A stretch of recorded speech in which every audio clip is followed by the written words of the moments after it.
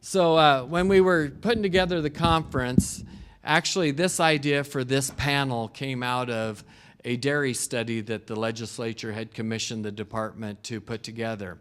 And that dairy study was to look at how we grew the dairy industry in Nebraska. But one of the key findings that came out of that dairy study was that of our small and medium-sized dairy producers, more than half of those producers had no plan for succession or transition. As they moved forward and came to retirement, they were planning to close down their operation and go out of dairying and have that operation no longer exist. And so that told us that one of our key areas for maybe addressing having a healthy dairy industry in Nebraska was seeing how we could maintain the small and medium-sized farmers that we had in place. And so that meant that we needed to talk about succession planning and transition. And we needed to look at that not only from a family to family transition, but we needed to look at it in terms of out of the box thinking as well. How do we bring in unrelated individuals? How do we bring in kids that are excited about production agriculture but maybe don't have a farm to return to, or the brothers and sisters have already gone home to the farm and they want to come back and be a part of a different farm? And so I think that that's where this panel was born out of that study and those ideas and that reality, that there's more that we can do here in Nebraska to try to foster that, not only in the dairy industry, but clear across agriculture. So today we have one of our panelists is joining us thanks to American Airlines via the internet. And so we have Dr. Danny Kleinfelter, who is a professor and an extension economist with Texas AgriLife Extension and Texas A&M University. And then here with us in person we have Ms. Erica Moorhead, who is a senior regional financial consultant with Farm Bureau Financial Services. And then we have Mr. and Mrs. Greg and Melinda Vilwalk that are crop and livestock producers from Northeast Nebraska. So hopefully we have a little bit of a mixed panel that can bring all kinds of perspectives to the table and maybe stimulate some questions and discussion later on. And so I think we'll start with Professor Kleinfelter and have him, pardon? Okay, we'll start with Erica. So, she'll explain a little bit more about her background and how she approaches succession and transition on farms and ranches. Thank you. Okay, thank you.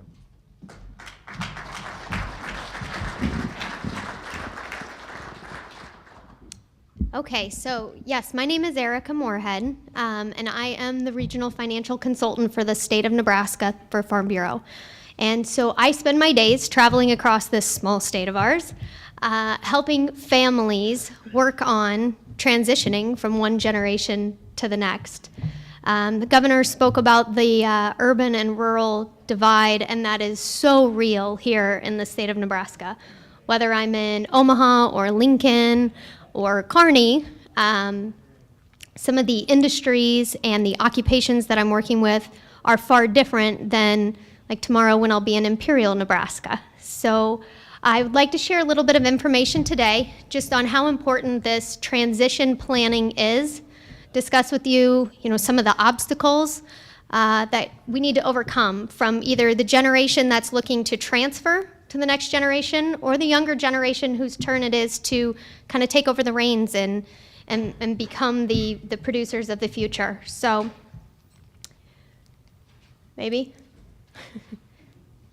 We have nope. Nope.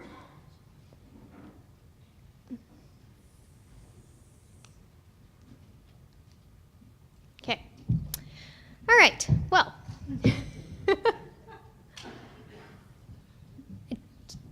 you have a little piece to plug in? I'm wondering if it got plugged into the wrong computer. It's plugged in. Okay. Well, if you want to go,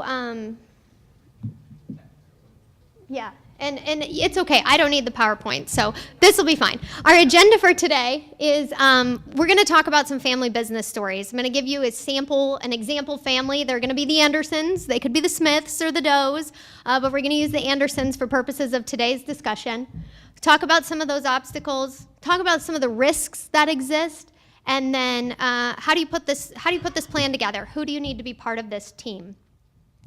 So if we take I'm going to be a little stereotypical for a minute, but to give you a sample family of the Andersons, we have mom and dad who have, say, been farming their whole lives, and maybe it was grandma and grandpa's farm that they've taken over. They've built the operation.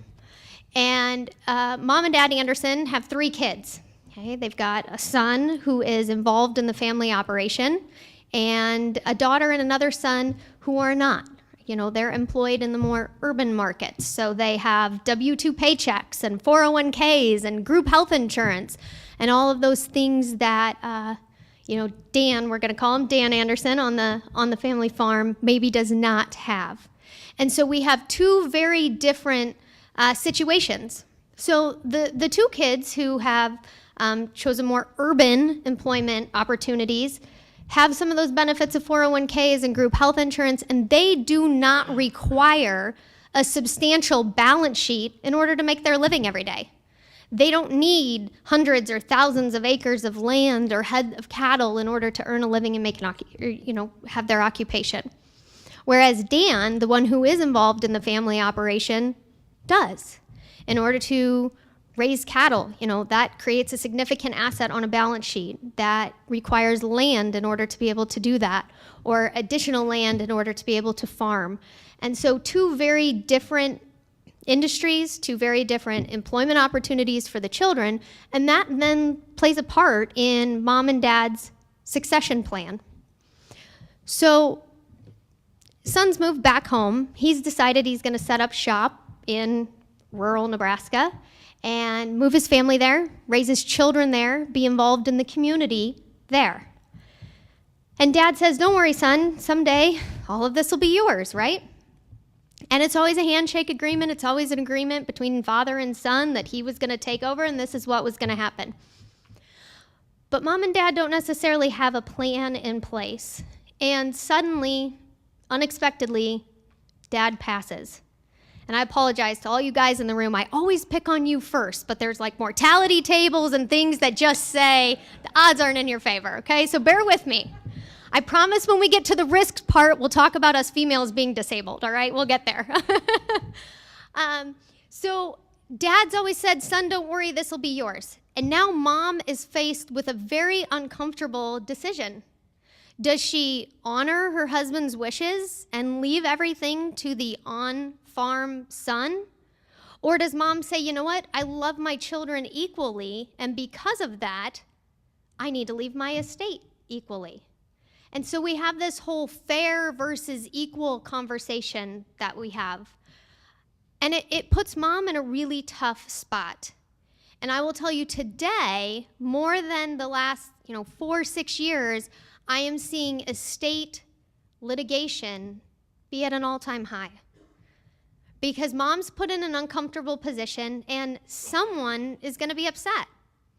If there wasn't a clear plan in place that all parties were aware of, either son gets put in a frustrating position where this really wasn't all his, and now he's got a couple siblings to try to figure out, is he going to be able to buy them out? Is he going to be able to continue to operate with only maybe a third of the land that he previously had?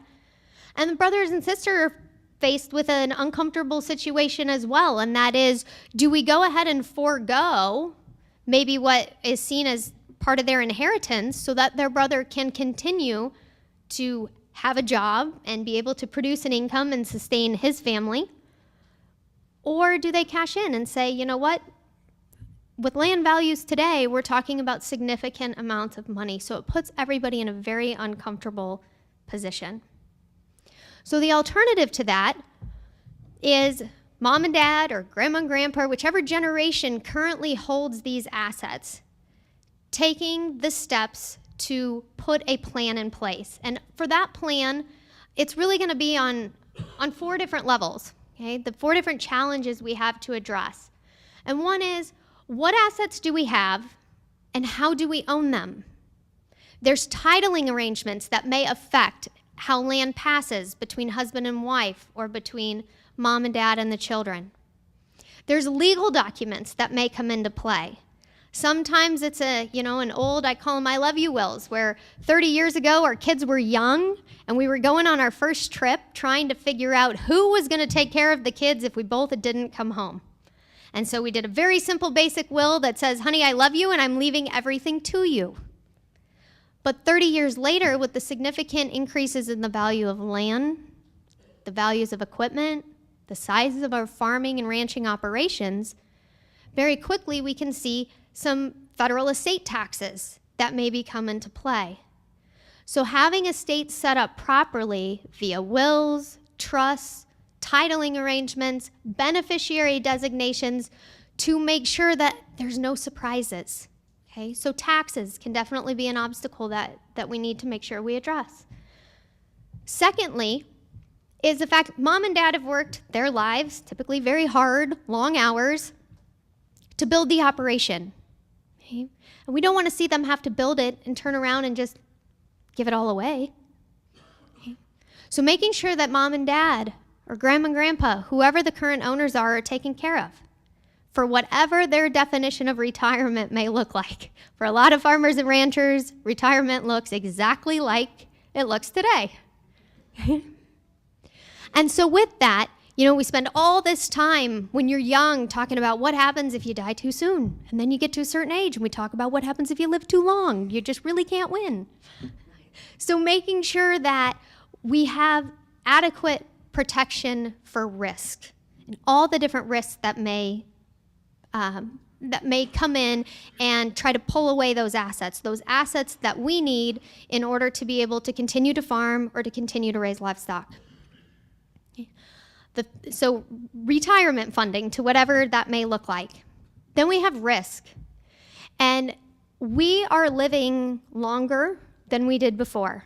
And with the advances of medicine and technology, we're seeing situations where either the mind outlives the body or the body outlives the mind. And in either case, we're seeing more and more people require significant levels of care. And that care is not inexpensive. And so taking a farm or a ranch operation that is typically very asset rich and cash poor, and figure out if someone needs care, how are we going to handle that extra $6,000, $7,000, $8,000 a month in cash flow that's going to be required to support that care? That doesn't always fit well in an agricultural setting. So we need to look at not only how do taxes come into play, and what happens if we live too long, what retirement is going to look like, and how those assets are going to be able to take care of the generation that's still here, whether they're actively farming or slowly, working themselves, slowing down and handing over the reins to the next generation. Looking at the risk, and then figuring out of all the different advisors out there, who do you need to be a part of this team? So estate planning attorneys are key to this. Okay? I use the analogy here of a doctor. If you have a common cold, you go see your doctor, a family practice doctor, and they can help you if you have a cold or an ear infection or a sinus infection, diagnose a lot of things and refer you to a specialist if you need that. It's the same thing with an attorneys. When we're talking about large farming operations, it very quickly, that $10 million number, that $10 million, $860,000 that you can pass between a husband and a wife, free of the federal estate tax to the next generation, we're seeing a lot of our farms and ranches in Nebraska very quickly hit those numbers where that federal estate tax is then going to apply. So having an attorney that's well-versed in the estate laws on succession planning for farm and agriculture is a very important player to the team. Okay, so there's specialists and attorneys just like there are in physicians. So if you need surgery, specifically spinal surgery, you want to find an attorney that can handle estates, but also estate tax issues as well. Then we have the CPAs, and they're very, very vital players of the team. Their job is to try to figure out that cash flow, those tax returns on an annual basis. See, how we're going to max out our 179 depreciations and how we handle that cash flow when we're, got a couple years of grain still in the bins and maybe we've prepaid a year or two ahead on our expenses. At the time that we're going to transition to the next generation, that cash flow catches up with us. So how are we going to handle that? How are we going to plan for that? Is the federal estate tax going to apply? How do we handle that? These C Corps or S Corps or LLCs and all that alphabet soup that comes along with the different types of entities that we may have. How do those come into play in these transitions? There's all sorts of different rules that apply depending on what you have or the type of ownership of those assets when they transfer. So the CPA, the estate attorney, vital players on the team.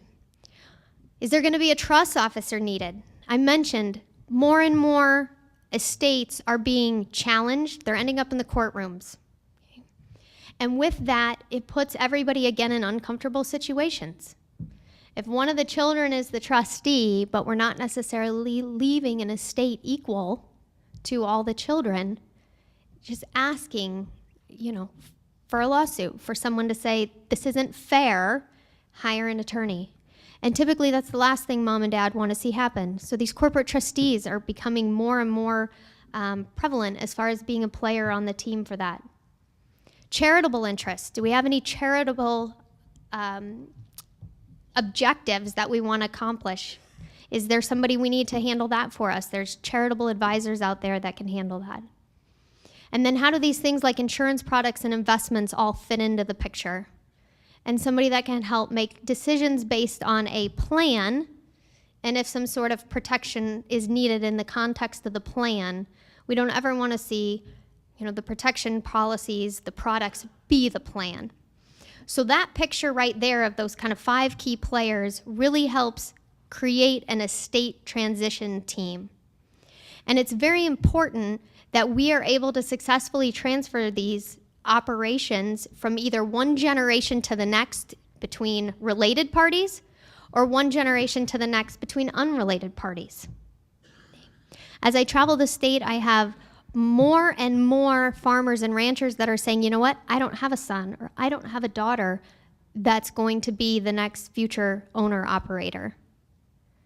And they're looking to say, who's gonna take this over when I want to start working my way out. So there are lots of opportunities out there. I've got a client I'm working with right now who has a young farmer, it's a neighbor, and he is in the process of selling his equipment over a period of time to help this young gentleman get started because he doesn't come from a farming family. Over time, we'll be selling his land slowly, because as we know, in the state of Nebraska, the land, it's a very limited resource. There's only so many acres we have to farm. There's only so many acres we have of grass. And so if we're not successful in transferring from one generation to the next, we see a lot of large corporations come in and buy up that land. And when that happens, the communities as a whole can be impacted.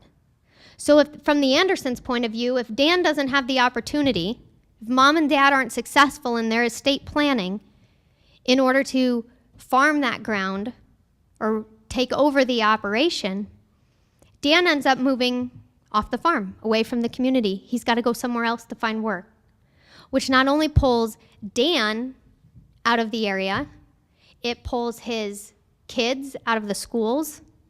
It pulls the dollars that he's going to spend on goods and services and the church he's going to go to and the local charities that he's going to support. That community as a whole suffers.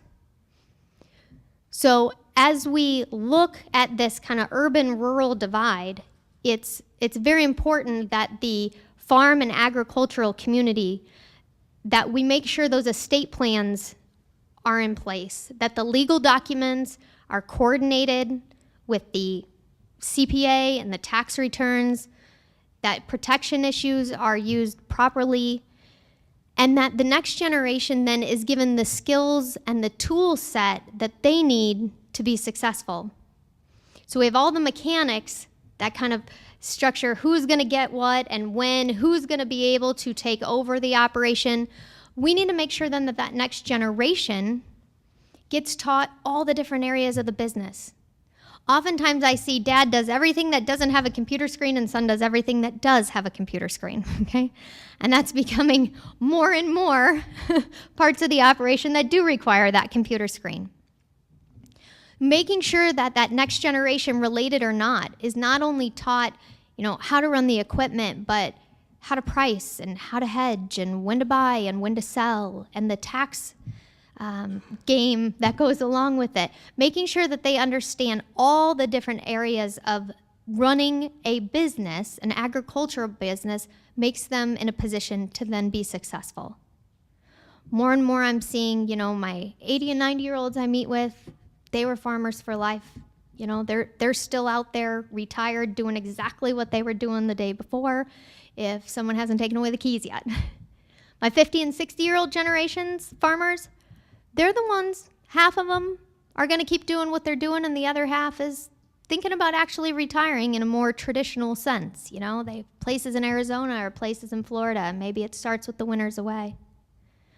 And it's that younger generation coming in that is going to see a much different landscape, I believe, than the 50 and 60-year-old generation saw when they were coming into the market, coming into the agriculture business.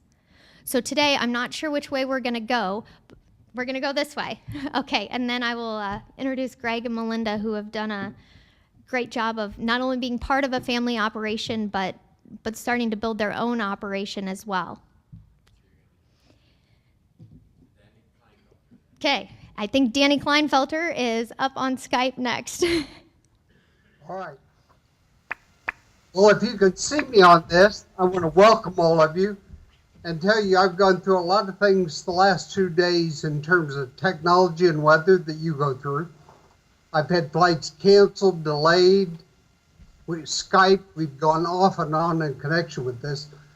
But the speaker just before me, I heard her presentation, and I think she covered a lot of the really important issues. The governor made one point, more than that, but one that they wanted to repeat, that there are more farmers today, technically called farmers by the census, that are over 65 than there are under 40.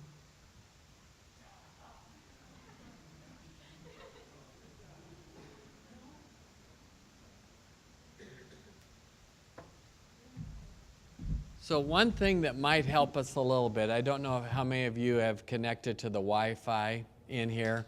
If you would unconnect to the Wi-Fi, part of our problem is that everything was great, and when everybody came in with all their devices, it's crowded up our whatever bandwidth or whatever the right term is. I'm one of those farmers that obviously doesn't farm with the screen, computer screen. So if you are on Wi-Fi, jump off, please.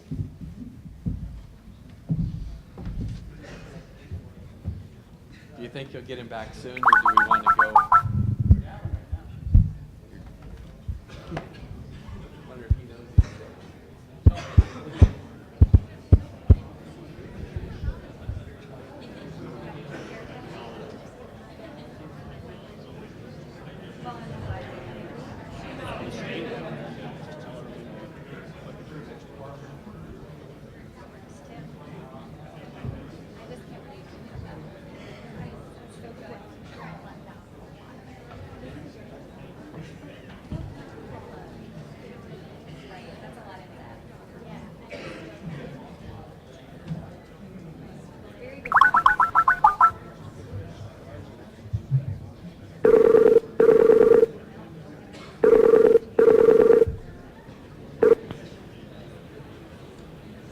All right, are we go or not go? Let's see. Okay, Donnie, I'm not sure how much didn't come through, but what I was talking about earlier is I've run a program called the Executive Program for Agricultural Producers for 25 years. I was also a lender for 10 years, half in commercial banking and half in the farm credit system. But I think the last speaker did an excellent job. The fact is there is a tremendous opportunity for young people in agriculture. Some are going to come into it different ways. some in management positions on bigger operations, some coming in, working their way in ownership, taking business over. Some are going to be the successors. But there's a lot of things that are going to affect the future of agriculture that weren't around in the past. Globalization is a tremendous one. Technology is coming on extremely fast and going to be very important for several reasons. As the governor said, due to regulations, we're going to have more enforcement about environmental regulations, food safety, water issues, of issues about if we ever get a definition right of sustainability. We're going to have more traceability and then verification of the traceability, which is one thing that technology is going to provide us that in many cases we haven't had in the past, but it's going to be an absolute necessity. So your computer skills are going to come in extremely handy. One of the things I want to go through, you don't have my PowerPoints, and I don't want to be talking forever about reading off a list, but there's some points I want to make up front that I think you ought to think about. One, you need to understand either you or the person you're joining or your parents, whoever is running the current operation right now, it's an economic reality that for the business to continue and succeed beyond your parents, your grandparents, the person you're joining up with, that management has to learn and adapt and continuously improve at a rate set by the leading edge of whoever your competition is, not just by your comfort zone. People that get stuck in a comfort zone are on their way out. And let me just give you one little simple example that I use in class all the time. If you had two people on an interstate highway, one going 55, one 70, both legal, but they're operating on a 40-hour work week. At the end of 12 months, 1 year, not a lifetime, the one going 70 would be 31,200 miles ahead of the other one. Now, the problem is, for a lot of people, is that guy going 70 says, what is this? There's 24 hours a day. There's 7 days a week. There's 365 days a year. What is this about 40 hours a week? That's just some guy in town. I can delegate that. I can hire extra people. We can run around. You can see examples. The dairy industry often runs round the clock, 3 milking shifts, 24 hours a day. Large confinement hog operations. A cow-calf operation, those cattle are out there reproducing, eating, rest.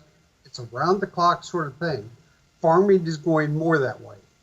I'm on the advisory board for several farmers that farm in multiple states and in multiple countries. And this is just spreading and developing deeper management expertise than others. But let me a couple of things I want to make that will reinforce the previous speaker's point. There's a guy named, Mark Bowler, who's a business consultant that wrote the book Exit Right. And he says 60% of all failed management transitions are due to unresolved family conflicts, communication issues, and that only 25% are due to poorly prepared successors. These other issues that come in have to be dealt with, and communication is critical. The other one that many of you probably heard before is a guy named David Cole, who's a professor emeritus from Virginia Tech. And Dave said successful management transitions don't just happen, they are planned. Now, from my experience over this TPAP program, run Apex, having been a banker, serving on advisory boards, what I want to do is give you about 10 points related to firms that have had successful management transitions. And just let you see if any of those apply to you, and then I'll go on and hit some other points. First, there needs to be an assessment of the business's needs, not just for right now, but what it's going to take in the future. And there needs to be some agreement on that. It may not be comfortable for the party that's been dealing with things the way they were, But we've moved forward in agriculture, so we've gone off a straight trend line into an exponential uprise. It's called a tipping point in marketing. The second, you need to have an objective assessment of the strengths and weaknesses of the current CEO. That's hard to do when you're by yourself.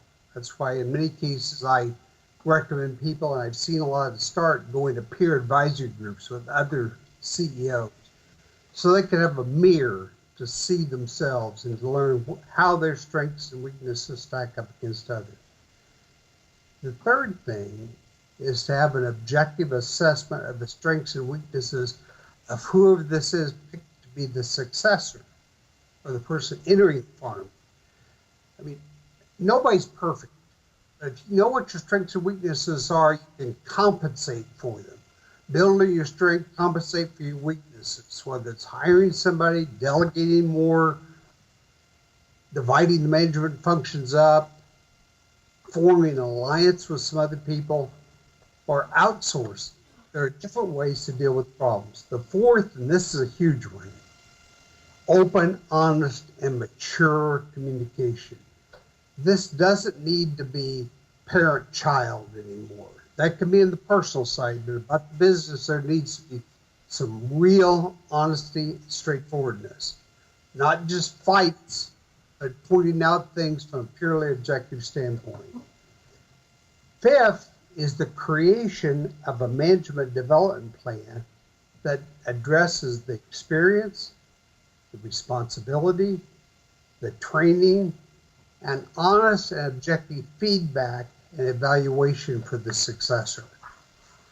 The sixth one is having planned experience and exposure and networking opportunities for the successor, not just outside of the farm business or ranch business, but also outside of agriculture. Because it is becoming a more global, agriculture is a business. And while I hear people talk about industrial farming being so bad, the reality is a farm is a biological manufacturing plant.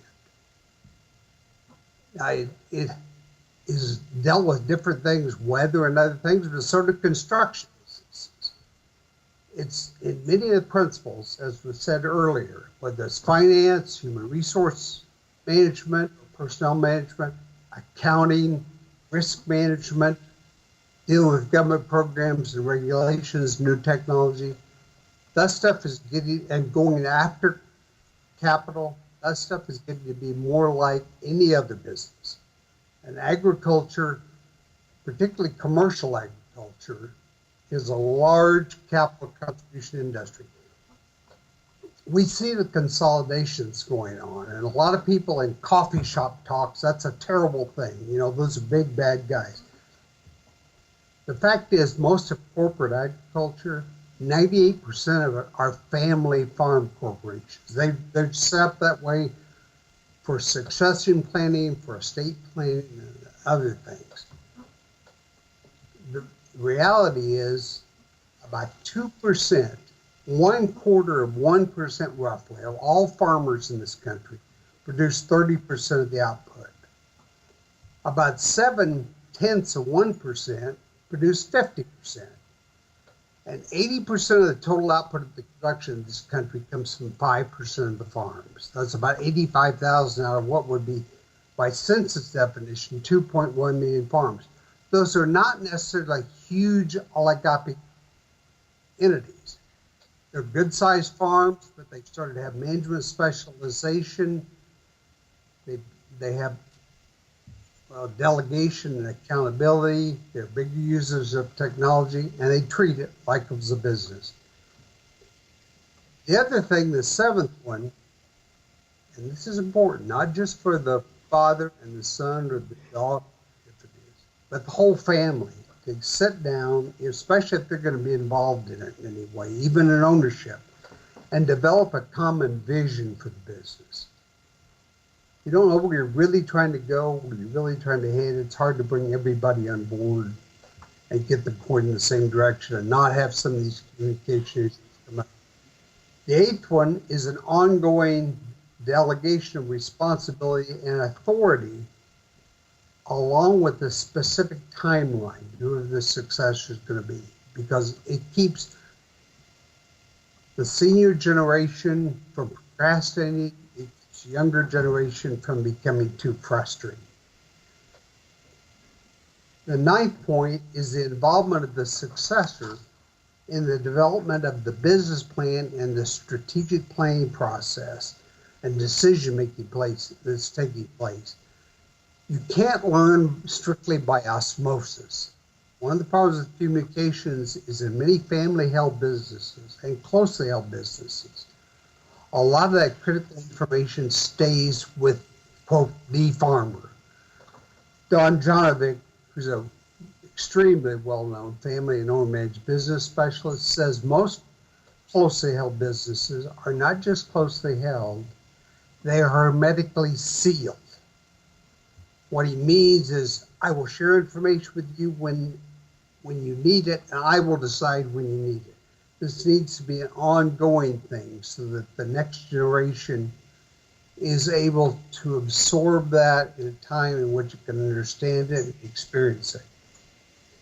And the other important issue that the previous speaker mentioned is, what is the senior generation going to do after they technically retire? Are they moving to Florida or Phoenix? Are they going to stay around? Are they going to be a part-time help seasonally? If the current CEO doesn't have something to do, whether to become chairman of the board of a bigger operation, or to start looking into new opportunities, doing volunteer work, whatever, it's going to be very difficult for them to leave their current position, and it's going to be difficult for them to be satisfied in what they're doing next. I don't know how many of you ever heard of a gentleman named Peter Drucker. He died a couple of years ago, but he's considered the father of modern management. He wrote about 37 books. And he was an older guy that he was a terrible speaker, very thick German accent. But if you set him down in a room, the CEOs of General Motors, General Electric, IBM would have been there glued to what he had to say. He was always at least 10 to 20 years ahead of where the average business was in terms of his thinking. And he also agreed with Vollers, who said 60% of all transitions are due to family conflict and lack of communication. He said, and he wasn't speaking about farms specifically, that 60% of all management problems are the result of communication problems. I'd like to take that back to the farm or any other business.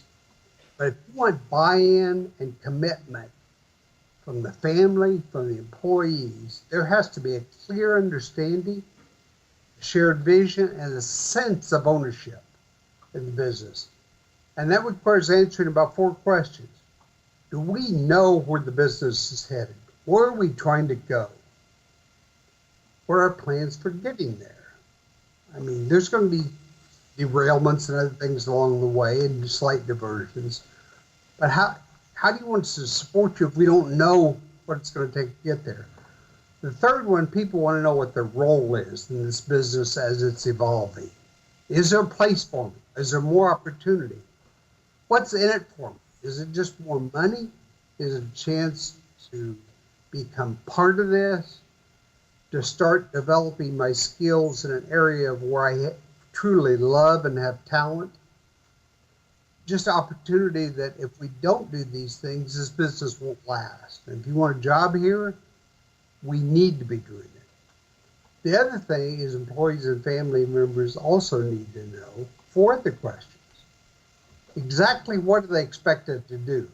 And it doesn't need to be what I tell you to do. What and how am I supposed to be doing something? What is it you want? The other one, this didn't used to exist really in most farming operations prior to probably the 1970s, the Vietnam era. Why are they doing it? Now you may say, well, because I told you so. You got to realize that's not good enough. If somebody asks you, why am I doing something? If you don't know why they're doing it, or if your just reason is, well, that's the way we've always done it, You got your head in the sand. You better explain to people. If you don't know there's a reason why to do it, maybe you ought to rethink it. The other thing people want to know all the time is how are they doing? What can I do differently?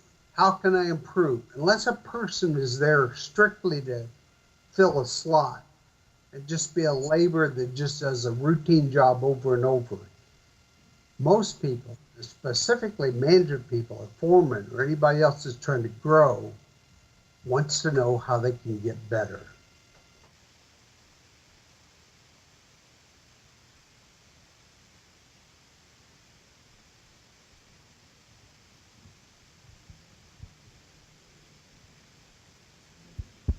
Leader can't get his message.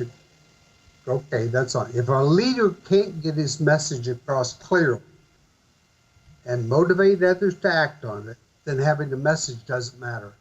You're just talking into the wind.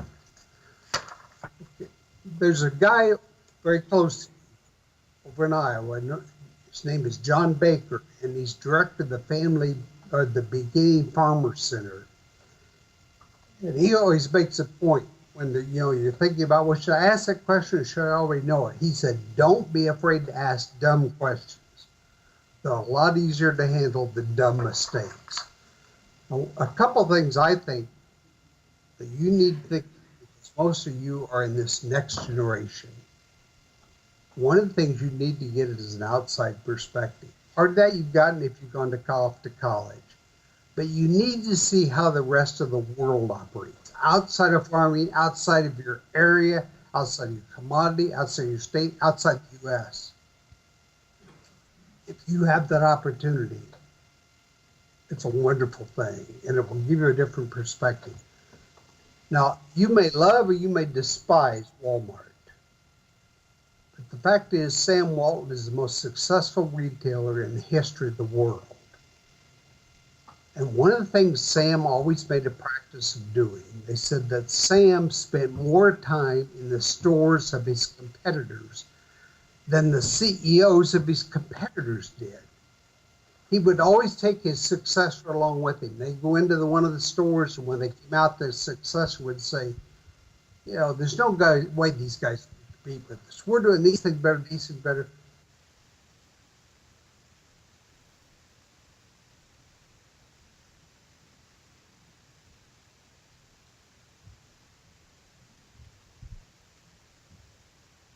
Two things, okay, we're back. Sam would have seen two things that other business was doing that they weren't. He would take it back and adopt it. He said, there is never a significant thing that I've accomplished in my life that the idea didn't come from someone else. You need to put yourself in that position. Pride, ego are one of the real downfalls of a lot of farmers. They're the ones that sit around the coffee shops and complain and blame other people or big farmers or the government or something else for their problems instead of doing something about it. You're going to have setbacks. You got to learn from them, make adjustments, and move on. The other thing is a lot of firms, bigger farmers now, have a requirement that somebody who's going to take over has to have worked somewhere else and gained at least one promotion before they're eligible to come back in.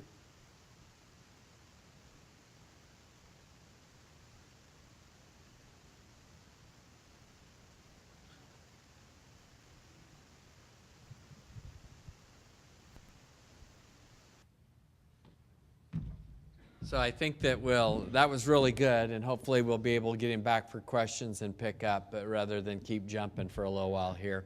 I think that we've heard from some experts and some people that deal in the theory, and now we have a great opportunity to hear from somebody that's actually lived transition. So please come forward, and I think there's a PowerPoint. Yep, they got your PowerPoint up. So maybe if you just signal to Linda when you want to change the slides, that might be easier.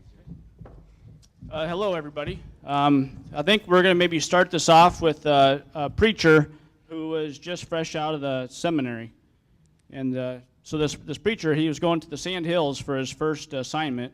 And on Sunday, he looks out in the congregation, and there's lo and behold, there's one lonely rancher out there. And he practiced this sermon, and he practiced, and so when he gets up there and he looks, and there's just one rancher out there, he asks that rancher, he says, well, what should I do? I got this whole thing lined out and ready to go, and that rancher, he says, well, if I had one cow come in, I would feed that one cow. So this preacher thought, well, okay. So he preached, and he preached, and he preached some more, and then he got done, and he asked that rancher, he says, well, how did I do? And that rancher, he looked at him, and he said, well, I told you I would feed that one cow, but I would not give him the whole load. So I guess, we're here to kind of give you a little bit of our background and kind of how we got started farming and how we've made a transition, but don't worry, we're not going to give you the whole load. So this is my lovely wife, Melinda. Okay. All right. So that's my husband, Greg, and we are from Northeast Nebraska, farming south of Randolph. We've been married for 14 years. We have 2 children. Our daughter, Addison, is 14, and our son, Caden, is now 12. So they're both very active in our day-to-day activities on the farm, so we feel it's very important that we mention them because they're a huge part of our operation even today.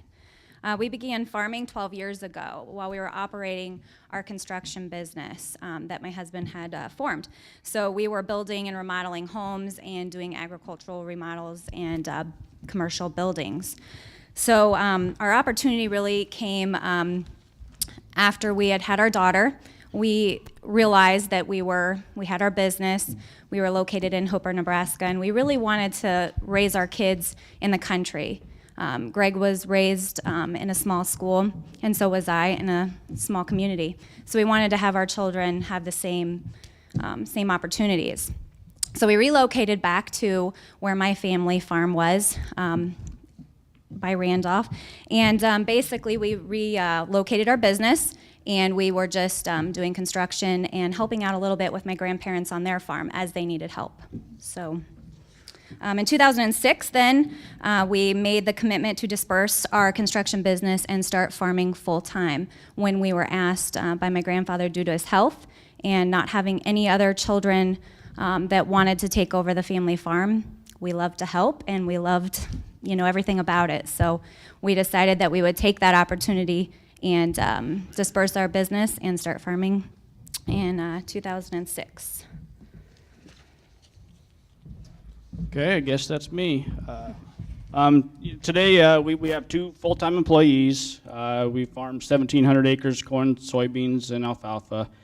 We just recently we purchased a ranch out in central Nebraska. That's kind of our newest adventure. Not quite sure how it's going to work out yet, but we'll find out. So it supports our cow herd. And then we also operate a small feedlot with permitting to go to 950 head.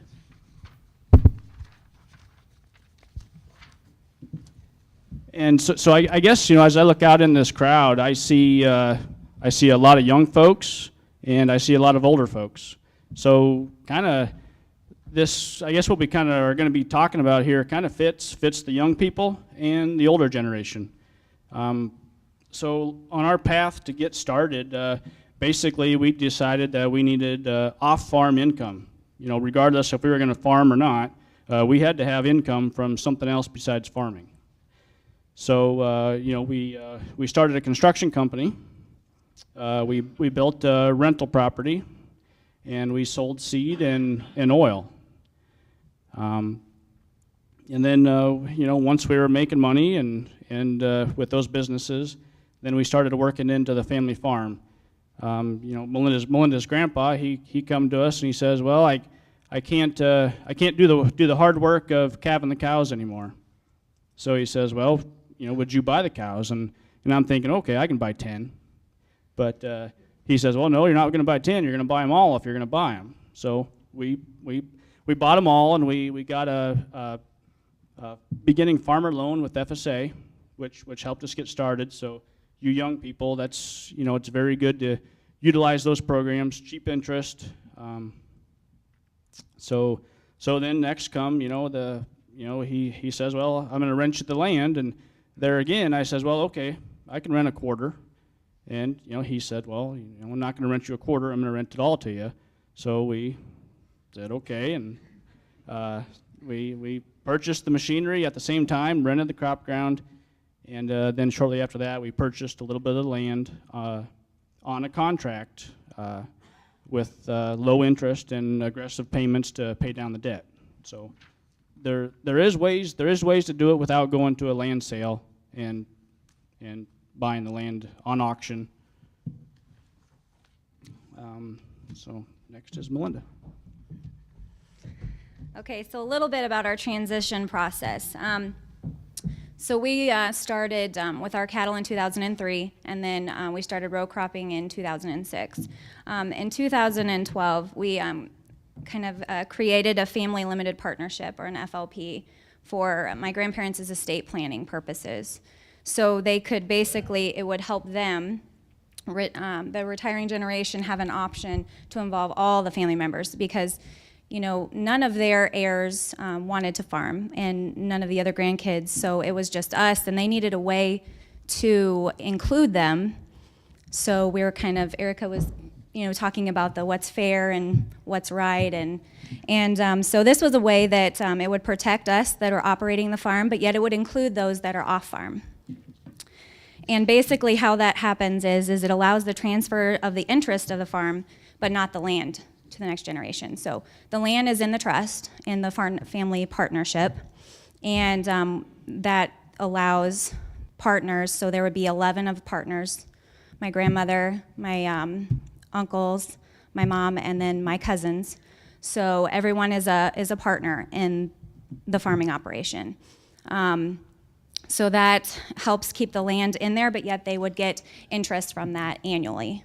And it helps retain the land assets. So what that means is that the partnership then has all the assets to reinvest. So when we need to do improvements out on the farm, the partnership can purchase the pivots or the additional land and therefore keep things running profitably. But it's a lot easier for us starting as a beginning farmer not to have to go in there and purchase we had to purchase the equipment, but at least we didn't have to purchase all the land also. And it keeps, it allows us to be able to cash rent, and I guess that is a little bit easier than purchasing. Okay, that's me too. So basically my grandparents' idea is to leave a legacy for the future generations. So they wanted to ensure that us, the farming family, had access to the land on a rental basis, but also have flexibility to purchase land in the future. So we would have the first option to purchase the land from the partnership if it is the right time, instead of, at the prices of today, that's very difficult. So it allows us flexibility to wait until we can afford to do so. And also, it could be used as a vehicle to roll the assets into the next generation. Like I said, our children are 14 and 12, and we would hope that they would be interested in farming, so we could roll them into the next era of family limited partners in the future. Okay, a little off track here. I guess how many of the young people in here want to farm in the future? Just maybe stand up.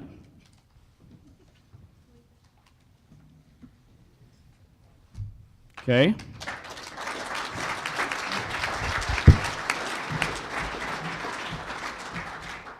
Now, if I'll have you guys sit down. Now, the older generation, the ones that would like their farm to continue, that maybe do have somebody lined up or maybe do not have somebody lined up to continue the operation, would you please stand?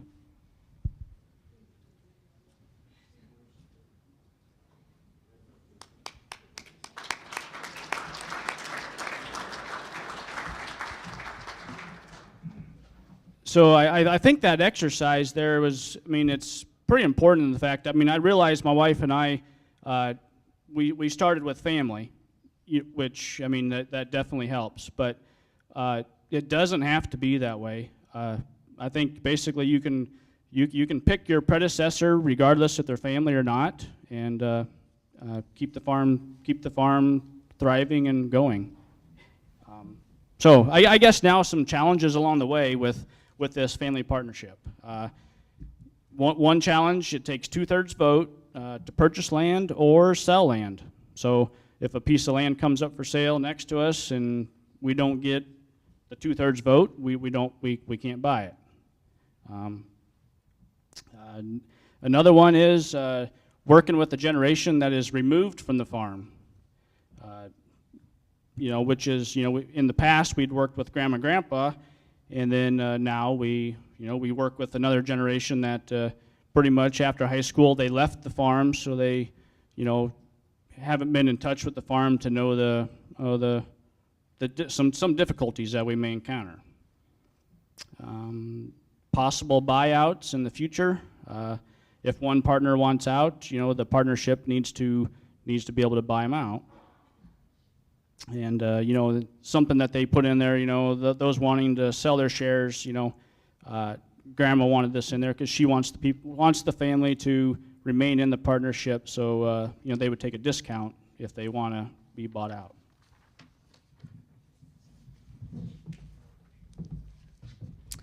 Okay, so some surprises that we've had along the way with this transition. Surprisingly, working with the removed generation, we've had a lot more interest in the well-being of the farm.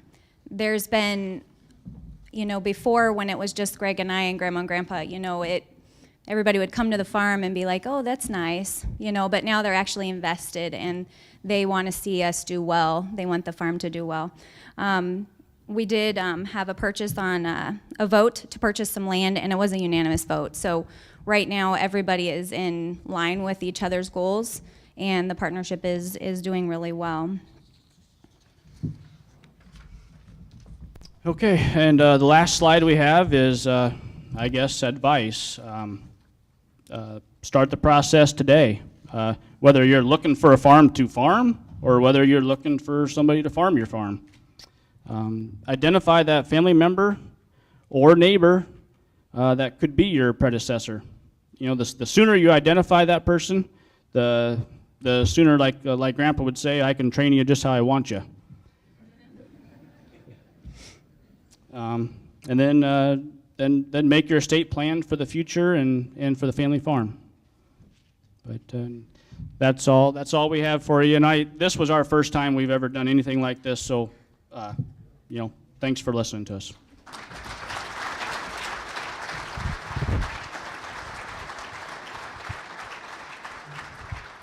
I think they did an excellent job. If that's the first time they ever did that, you got maybe a second career on being on the speaking circuit in your future. So I think now we would open it up for questions. We have a good amount of time left and set aside this afternoon, thanks to some technical difficulties. Hopefully we have Dr. Kleinfelter back engaged here with us soon, so he might be available for some questions and answers as well. And so does anybody have a first question to get us going? Okay, here we have, introduce yourself. My name's Tate Larson. I'm from Southeast Community College, and I'm from O'Neill, Nebraska. I guess my question would be for you guys. Being in a limited family partnership, that's something that we are also in, and just with people being off the farm or a generation out, having to deal with that, and you brought up buying out. Has that been something you guys have had to deal with, or has anybody approached you to buy out? Not at this time yet. Basically, pretty much everybody is right now. Everybody is excited to be in the partnership so far. Eric, maybe have you worked with some clients that have gone through a family buyout, or something that they haven't yet experienced? Yeah, absolutely. And unfortunately, some of the ones I've gone through are planned family buyouts where we have notice, someone wants out, we have the adequate legal documents in place that kind of take some of the negotiations off the table as far as how are we going to come up with price? What are the favorable payment terms maybe? How are we going to come up with the interest rate? And it's very helpful in those partnership arrangements where the rules of the game have already been spelled out as far as what everybody needs to play by. Unfortunately, the ones I've been a part of where that's not again, that's where that litigation piece comes into play. There's a lot of reasons where people have had to get out of those partnerships for non-favorable circumstances. And that can put a lot of people in a pinch for figuring out how are we going to come up with the funds, especially now where land prices are very, very high. And oftentimes in those scenarios, there is litigation involved. Dr. Kleinfelter, can you hear me? Yes. Okay, so maybe in your experience, can you give like a framework of how you might go about designing that pre-agreement or the pre-arrangement for how the transition might take place in a buyout situation or when somebody wants out? Well, there's kind of two parts. One's a discussion involving whoever is going to have a beneficial interest. So there's just people on the farm are just off, get them together and talk about what and why you want to do. But let's assume you've got to the point where you have the successor. Even if others still have some interest in it, I think one of the things family farmers need to think about is having a buy-sell agreement. I think a buy-sell agreement is as important to a business as a will is to an individual. And really what you can do, there's a couple steps. In family business, we often talk about the 4 Ds. That's death, divorce, disability, and departure. Somebody wants out of here, and we don't know who it's going to be.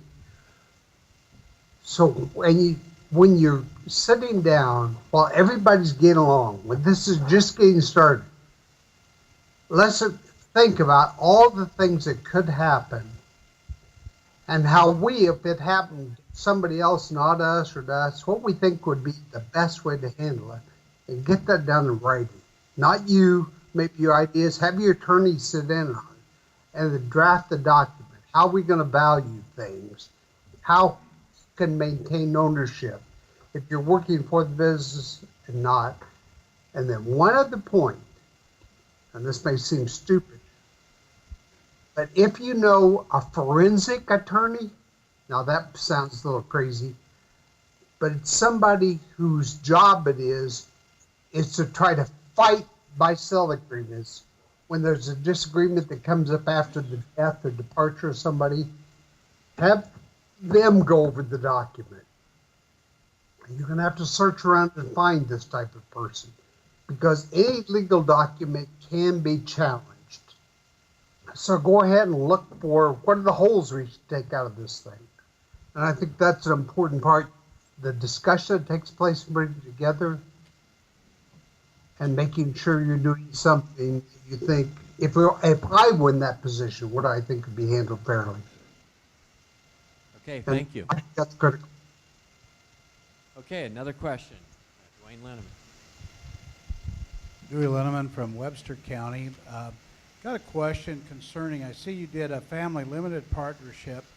Did you look at limited liability company, and what was the process that made you come to that conclusion? Would you mean like compare it to like an LLC? Yes.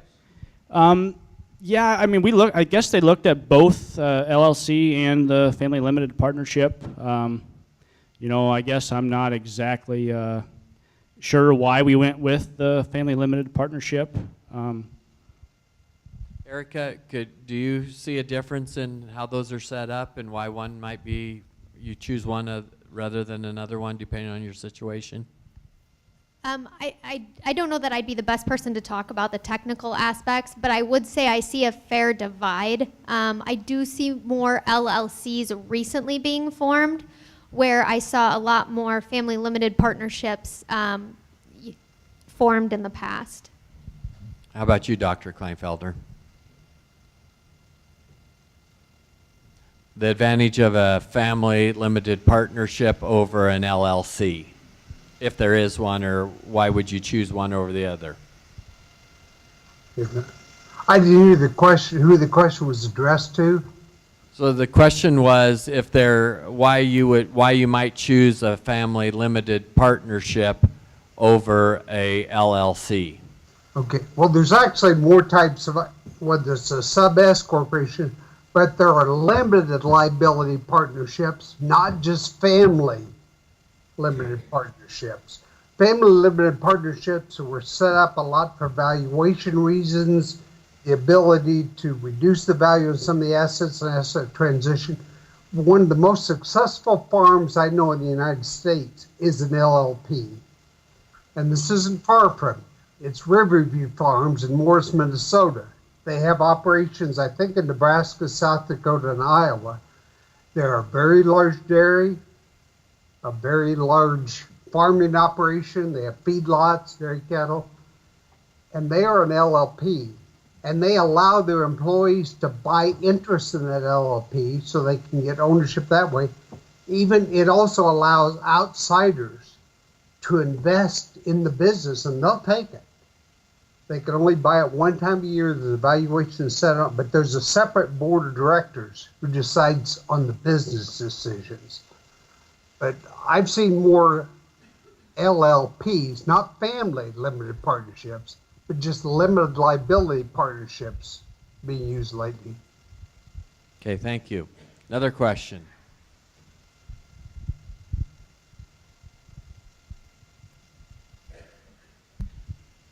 I'm Claire Dressman from Superior, and I come from a very large family where there's over 50 cousins. So my grandparents' estate, it really comes down to, like, we think about who's going to have the most money to buy it out. So how would you bring up these types of programs in the future? So the question was, Dr. Kleinfelter, if you didn't hear it, how do you, can you hear me? Yes, I can hear you, but I couldn't hear the question. Okay, the question was, how would you bring up in a large family with lots of different people, this young lady has 50 cousins, if they wanted to, bring up the subject of, trying to talk about succession and planning, how do you go about doing that? Well, one, if you wait until that point, you haven't done anything, you're going to have a lot more. You need to bring in a professional facilitator, somebody like Lance Woodbury or Joe Klinder, Dick Whitman. You may say, good grief, they're going to charge us $10,000 or $15,000. If you're talking about the size of this operation, what it means if it blows up. I mean, the King Ranch has a couple hundred cousins. The Dudas, there's like 40 cousins and brothers and sisters in the business, let alone the heirs. It can be done. The sooner you start, the better. But I think it's definitely Johnny Syverson from over in Iowa, Lance Woodbury, Joe Klinder, some of the people like that, I would bring it in. And one of the things that often happens, if there's that many involved, other than the beginning, starting off with a general discussion among the whole thing, is to get people to write some things down at the direction of this facilitator. And then for the group, if there's 50 or 100, have them elect a leadership team. Now, it has to be taken back to everybody to agree on, but it's real hard to have a reasonable conversation with that many people. You need to get it down to 10 or 12 to start discussing the alternatives. And then ultimately, it has to go back and be explained to everybody. So, Melinda, did your grandparents drive the decision, or? Yeah, basically, I think if you're interested in putting together some kind of corporation or partnership, I mean, you would need to know where your goals are and where everybody else's goals are. And, maybe, you can have as many partners as you want, but you need to know where you fit into that puzzle and where you want to fit in. And if you want to if everybody wants to pitch in and put in their assets and run everything together, if there's going to be general managing partners that are going to make the decisions, that's what my grandparents did, is there are 3 general managing partners and they make the decisions. The limited partners do not make decisions. We do use them for the 2/3 vote for purchasing or selling land. And then in the event that the partnership would be in 50 years, it's set up for 50 years, if we decide to, go ahead and, get rid of the partnership, for lack of a better word, then we'd have to have a unanimous vote for that. So I think you would have to set up your partners and decide how you're going to structure it and do a lot of thinking. Just one thing to add to that. Basically, you're asking, how do you approach your grandparents about setting up a partnership? And I think maybe a good way is you got to get them to an event like this so they can hear it themselves. It's pretty tough. I know when we were talking to her grandparents about farm transitioning and stuff, we would talk to them and it was like talking to the wall, until they actually heard it from somebody else besides us, that it really sank in. So that's what I would have to add. So, and that's one of the things that we think that at the department that we can help facilitate. And looking forward over the next year or so, we think that we can play a role in maybe doing some regional discussions on succession planning and transition in agriculture. And so hopefully there might be one in the right neighborhood that you could bring some family members to start that discussion. Another question, please. Could I interrupt for a minute just based on what you said? I think it's important that you bring people in, the grandparents, whoever, to hear the option. And some will buy in, some will open up. They're just not aware of it. But others are going to lock down. And what you need to do is still go ahead and have conversations among the next generation so that when the time does come, you don't repeat the mistakes of your predecessors. All right. My name is Megan Balin. I'm from Southeast Community College, and this question is aimed towards you two. What education did you acquire, and was it a factor in your decision-making when taking over the farm? Education on my part, I took a 2-year course at Northeast Community College for building construction. So it worked really good because then I started a construction company. And on the farm, I can pretty much build anything I want to. but I mean, far as education, I guess I don't know. Myself, I'm not super big on the educational part. But basically, I think what I'd be big on is finding something that you're good at and starting some sort of business, even though if it might not be farming, but just something, because you can make, as an entrepreneur, I would send you to entrepreneurial school. That's where I would send you, so you can start your own business, generate cash flow, and then slowly get into a farming operation, because you gotta have some cash to do it. And I would just add to that we learned from my grandparents, because like I said, our path was very different. I have not had a college education in agricultural either. So we learned from them, and we've made modifications along the way, and we've been involved with Farm Bureau, and we come to a lot of conferences, and we learn just the same way you do. So I think one of the... I got one more thing there, sorry. But basically, we didn't have a lot of farm background, but, her grandfather, I basically kept a journal while I was doing construction, kind of what he did throughout the year, pretty much. And then that way, when we took over the reins, I had a written out journal of everything he did on that farm when he did it. To help me, and that was my education. So in the panel of younger people that we had before this formal conference started, one of the things they talked about was having varied and outside experiences that help them be successful, and so not necessarily just focusing on their agriculture and career path that they wanted to go down, but exposing themselves to outside experiences. And so that would be, you're a great example of, expose yourself to some outside experiences, bring something in to agriculture other than just agriculture. Another question?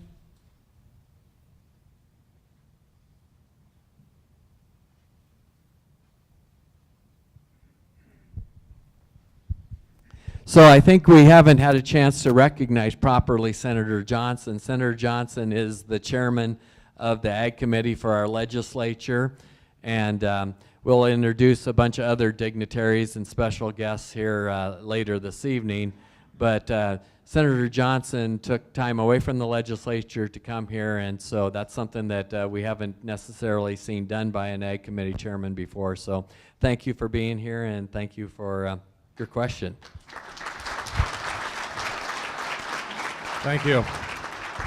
My question is, the leadership styles or the management styles that each of you bring to your operation, who handles what part of your business plan? Well, I guess I'm the boss. Because she told him he could say that. No, I mean, we work hand in hand together. You know, she's probably outside working right alongside me just as much as she's inside. But otherwise, you know, she's running the books a lot of the times, and I'm running the book. I mean, I don't know. I guess I don't think there is. She don't really have a designated job, and I don't. I'm always looking over her back, and she's always looking over my back. You know, a lot of checks and balances in place. If you got it. If she misses something, I'm going to catch it, and if I miss something, she's going to catch it. But I guess I would say that he does all the marketing and things of that nature. I don't get into that at all, but I do take care of the record keeping, and I work a lot with the livestock. I'm getting into doing the planting. I help with harvest. So we've worked with each other from the beginning every day. Just whatever he's doing, I'm doing. So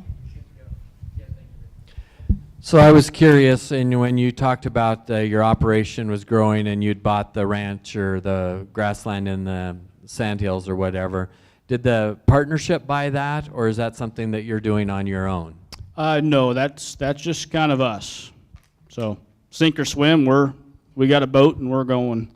So as you expand outside the partnership, does the partnership, how do you find out if they're comfortable with you going off on your own and not including them in the expansion of the overall farm? You know, basically, I mean, just I guess a recent experience here.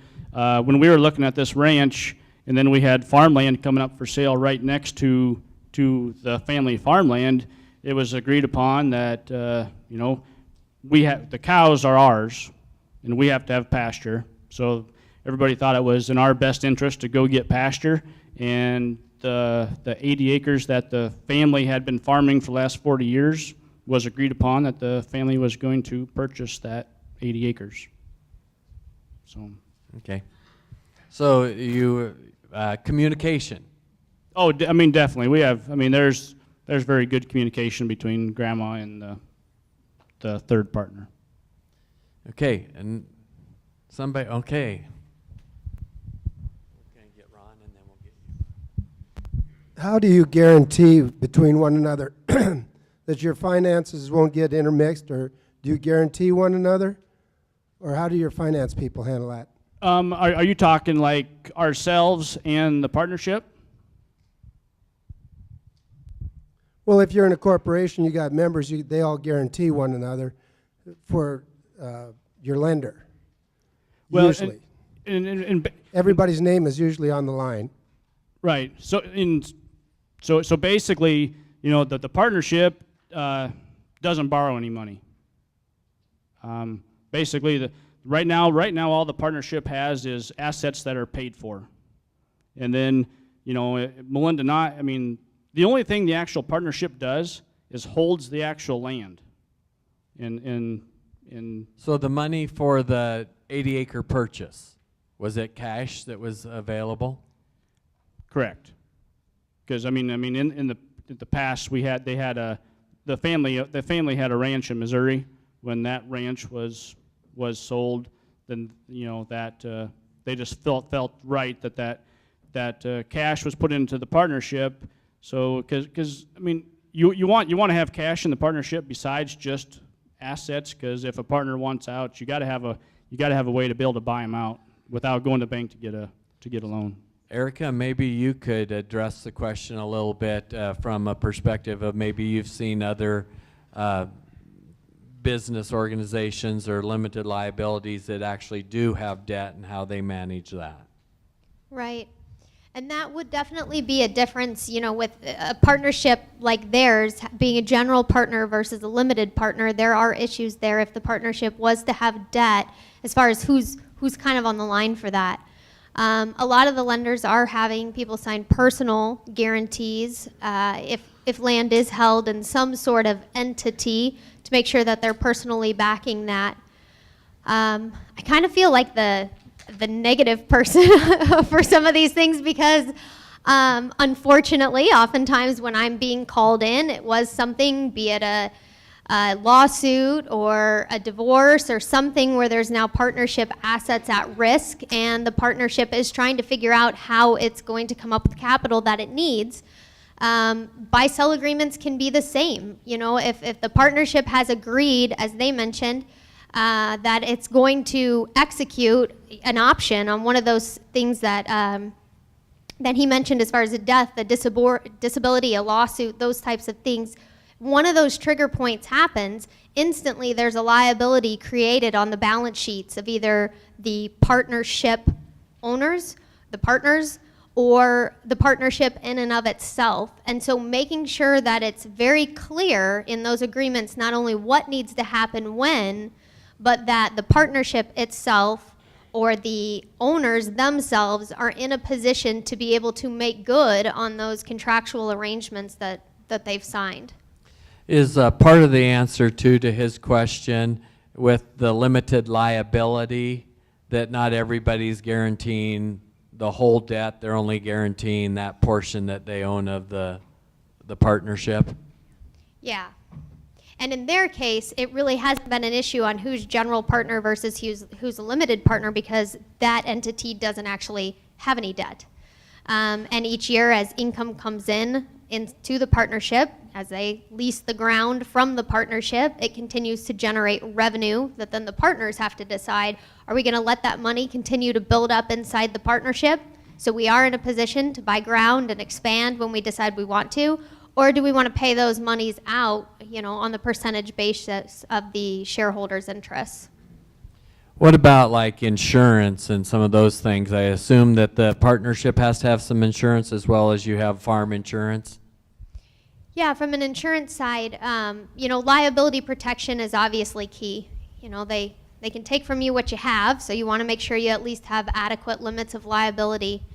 And as far as buy-sell agreement, being able to fund those with insurance products, if mom and dad or grandma and grandpa, if they're healthy and a trigger point is a death or a disability and the cash flow is not otherwise available, there are products out there that can be used to help fund those events when they occur. Absolutely. Lowell Mueller. Greg, I've got a question for you. How do you decide what the cash rent's going to be for next year? Well, I guess I would say I decide myself, but I don't.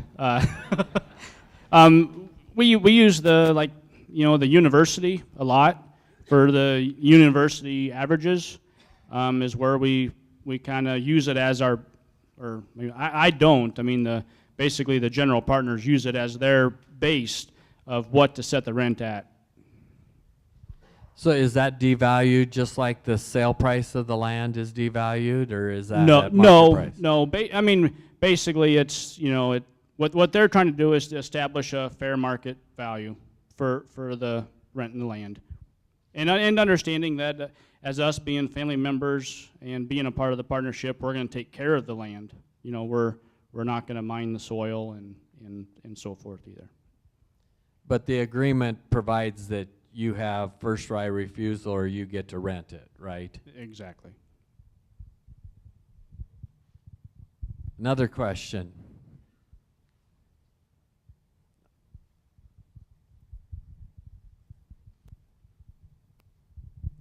My name is Jared Segner. I go to SCC in Beatrice, and I'm originally from Friend, Nebraska.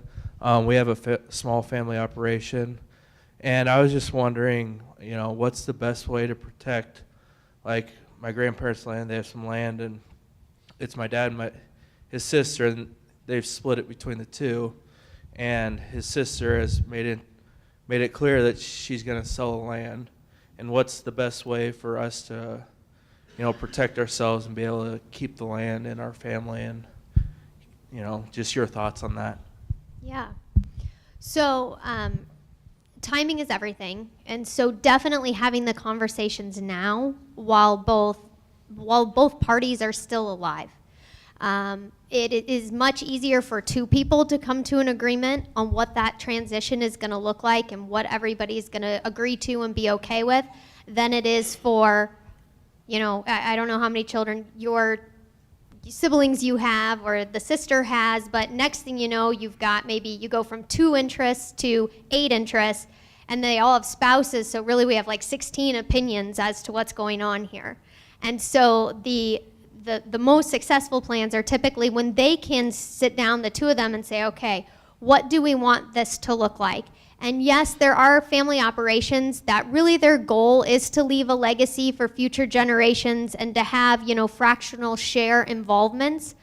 But I'd say a significant amount of the family farms, really the goal is to identify who is going to be the next on-farm or operator of this entity, and how do we work the estate plan such that really we can drill this down, because not all the time, but more oftentimes, the more people and the more opinions we have involved, the less likely we are to actually be successful in that plan. So definitely starting now with the two of them to be able to work out the framework to say, okay, what do we want to happen? Where do we both envision this going? Who is the next future maybe owner operator? And how do we want to recognize value to maybe all the other parties that are involved as well? Okay, another question. We still have a few minutes. My name is Ralph Olsfaster, and you talk about grandma and grandpa. Well, we're it, and the value in farm ground. If you've been farming, you've been kind of successful and held everything together over the last 20 years or 30 years. You end up with a real problem if when you're going to get done. Uncle Sam is going to have most of your money, or half of it. And the basis has always been down, and there's a real problem of trying to decide the tax ramifications of what you're going to do when you pass on the ground, and how people can, family members can still participate in it. And we went with a trust, and a trust has a lot of opportunities, and there's different kinds of trust, but I wondered if you ever considered that, or are thinking about how you're going to do it now when you're going to give it to your kids.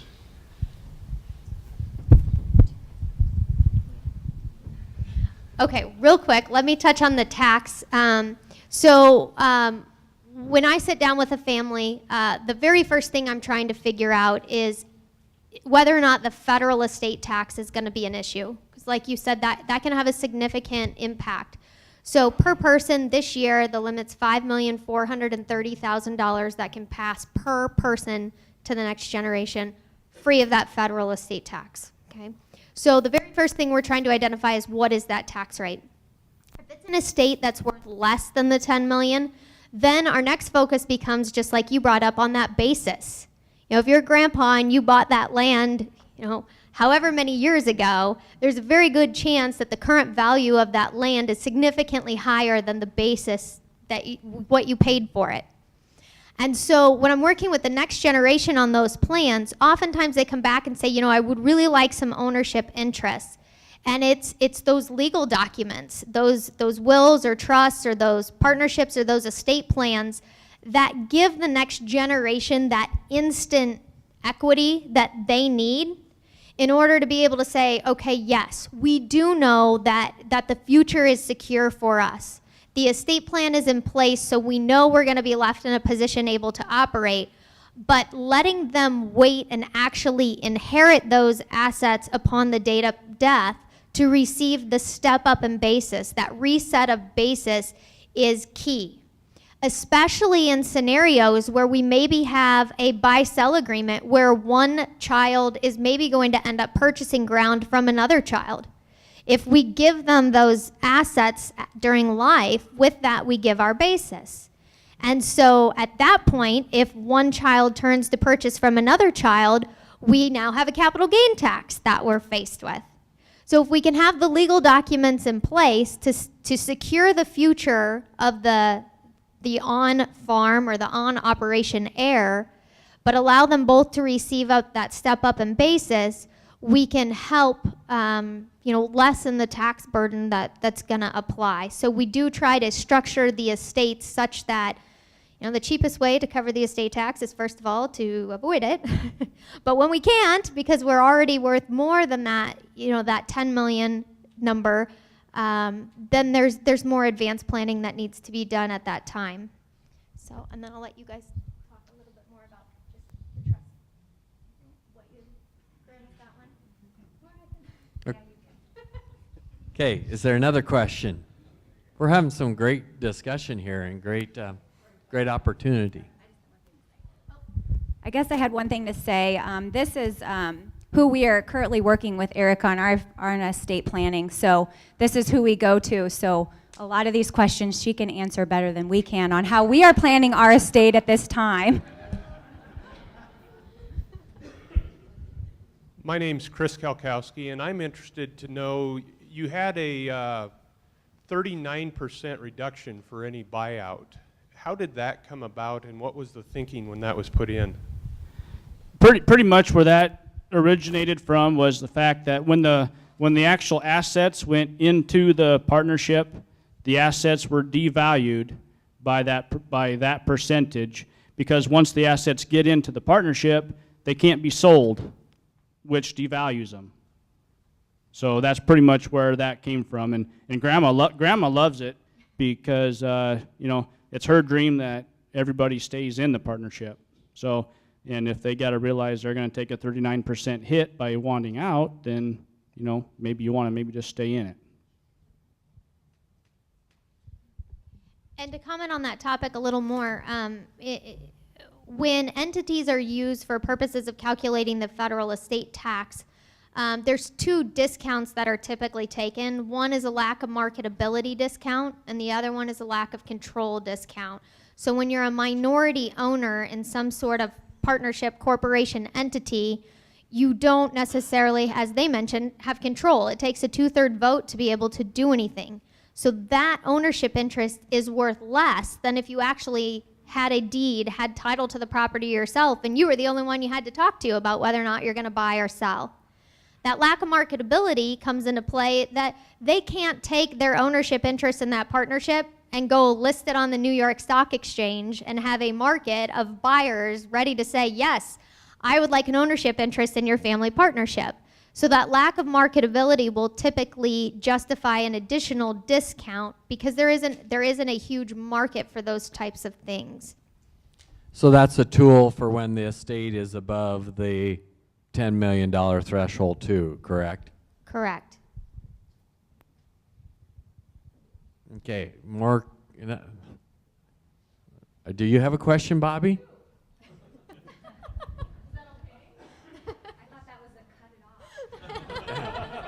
Yeah, that's a different signal.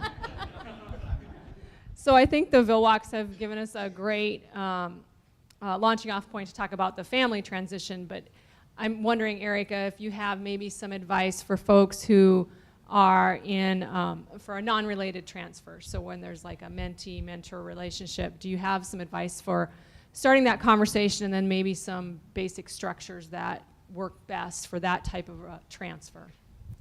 Yeah, absolutely. So it's becoming more and more frequent, as I mentioned previously, that I sit down with the 60, 70-year-old farmers who say, we don't have any kids that are going to farm. We don't know what we're going to do. And we think our children are likely going to probably sell the land. So for you getting into farming, being able to reach out in the community and figure out who maybe doesn't have any on-farm heirs, who is going to be looking in the future to say, what does our succession plan look like? Most of these guys I'm talking to would love nothing more than to be able to see a next generation of farmer take over. And for a lot of them, it is heartbreaking that they don't have a child or a grandchild or a niece or a nephew that is going to be able to come take over. Because not only is this farm, provided a livelihood for them, for most of them, this is their legacy. And being able to see that legacy continue, to be able to see another, couple raise their family on that farm, in that community, the way they were able to, is very desirable for them. So I've seen structures from favorable lease terms to equipment buyouts, because most of these farmers don't want to have to just liquidate and sell because of the tax consequences. They'd much rather be able to go into a contract sale, go into a lease arrangement, and be able to slowly over time transfer those assets to somebody who's going to be able to use them in the same capacity they were able to. What's your experience in, you do find the 60 or 70-year-old farmer that wants the college kid because his family's not around. What's your experience with how the family, the actual relatives relate to that discussion, and are there keys to that discussion? Right. Again, it's key that those discussions are being had when mom and dad are alive, because it's really their desire. It's not always mom and dad's desire, and their children, the next generation's wishes and desires, are not always the same thing. And so, I've seen plenty of scenarios where mom and dad wanted this, and this to happen, and the next generation ended up with the land, and nothing close to that actually happened. So it's key to be having those conversations, putting those arrangements in place. Again, using the tools of entities such as the LLCs or LLPs, those that have already been discussed, combined with the legal documents, can actually make sure that mom and dad's wishes are carried out.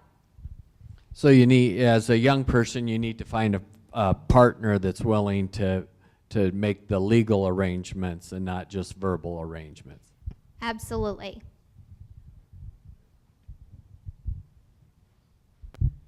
Dave Nielsen, Lincoln, Nebraska is for you, Erica. I take it since you're a Farm Bureau member, you get this service done for free. And then also, has Farm Bureau thought about... Did you tell him? Has Farm Bureau thought about putting, you talk about, there's a significant amount of operations out there that don't have an heir or a relative, but maybe another young farmer, non-related, wants to take over. Has Farm Bureau thought about developing that type of network to encourage that, however that would be done? Have they thought about that or discussed that? I think it's a fantastic idea. I don't know if there are any Farm Bureau people in the room that are aware of a network like that. But I think it's a fantastic idea, and it's not something they already have in place. I do joke with my farmers with 5 daughters that I'll, look for farmers with all sons and, maybe pair them up. But this sounds like a whole separate list I could carry with me. And then as far as being a Farm Bureau member, yes, really my position with Farm Bureau was created about 4 years ago. I'm a home office employee of Farm Bureau, and their goal in creating my position was to make sure that their family farms and ranches are successful in transitioning from one generation to the next. Because as you know, they insure from the property casualty side, family farms and ranches. That is their market. And so they, for the company's sake, wanted to make sure that they were successful in those transitions. In addition to that, we now have one of me in about 8 states. And so, yes, I have been known to be a member benefit. I do not let them put me on the brochure. My job really is to kind of help be a facilitator, because as a farmer or a rancher, you don't talk to CPAs all day, every day. You don't talk to attorneys all day, every day. And while these are key people you need to have as part of your team and part of your plan, oftentimes it is those advisors that become the paralyzing point in the planning process. You go into the attorney and they say, well, what do you want to do? And you guys say, well, we don't know, that's why we're here. Or you go to the CPA and they say, well, I've got this all, you know, we can start gifting shares and give it all away. And you guys say, well, we worked really hard to build this. We're just not quite ready to give it all away. So my job is to kind of help the farmers and the ranchers, the business owners, the individuals, making sure that the proper tools are being used to share ideas. I joke that I don't actually have to watch TV because the drama I get exposed to on a daily basis is far better than any reality show they've come up with yet. So being able to share those stories of here's what worked really well and here's maybe some unintended consequences that may come up as part of the plan that you're considering, being able to share those ideas has just been valuable for a lot of the families to be able to take and say, okay, now we have a better idea of what direction we want to go with our plan. Okay, thank you. I think that we're kind of to where we need to say thank you to our panel. Let's show them a round of applause.